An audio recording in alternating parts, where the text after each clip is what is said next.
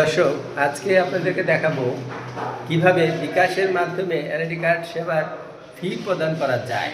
এখানে দেখেন লেখা আছে যে লগ ইন, প্রথমে বিকাশে লগ ইন হতে হবে, তারপরে বিকাশ অ্যাপসে ঢুকতে হবে, তারপরে পে বিল সেকশন বা সিলেক্ট করতে হবে, সেটা করে তারপরে আপনার সেই টাকাটা দিতে হবে। এছাড়া এখানে আরও যে বিষয়টি আপনাদেরকে দেখাতে চাই যে কোন সার্ভিস নেওয়ার জন্য কত টাকা ফিস দিতে হবে। যেমন এনআইডি কার্ড ইনফো কারেকশন, অর্থাৎ এনআইডি কার্ডে প্রদর্শিত দৃশ্যমান, অর্থাৎ সাধারণত দৃশ্যমান বলতে বোঝায় যে এনআইডি কার্ডে কোনো ব্যক্তির নাম, পিতার নাম, মাতার নাম এবং জন্ম তারিখ থাকে। এইগুলো সংশোধনের জন্য নির্বাচন কমিশনের যে ফিস, সেটা হচ্ছে যেখানে এখানে লেখা আছে 230 টাকা। এরপরে আছে 2 নম্বর হচ্ছে আদার ইনফরমেশন কারেকশন, অর্থাৎ এনআইডি কার্ডে দেখা যায় না কিন্তু তার ইনফরমেশন যেগুলো আরও ভেতরে রয়েছে সেগুলো সংশোধনের জন্য এখানে হচ্ছে 115 টাকা।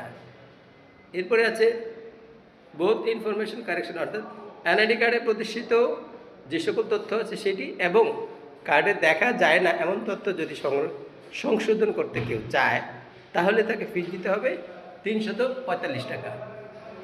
এরপরে রয়েছে ডুপ্লিকেট কার্ড ইস্যু, যদি কারো কার্ড অর্থাৎ জাতীয় পরিচয়পত্র হারিয়ে যায় বা কোনো পরিবর্তন করা লাগে, সেই ক্ষেত্রে ডুপ্লিকেট ইস্যুর জন্য ফিস হচ্ছে 230 টাকা। আশা করি তথ্য আপনাদের কাজে লাগতে পারে। সবাইকে ধন্যবাদ।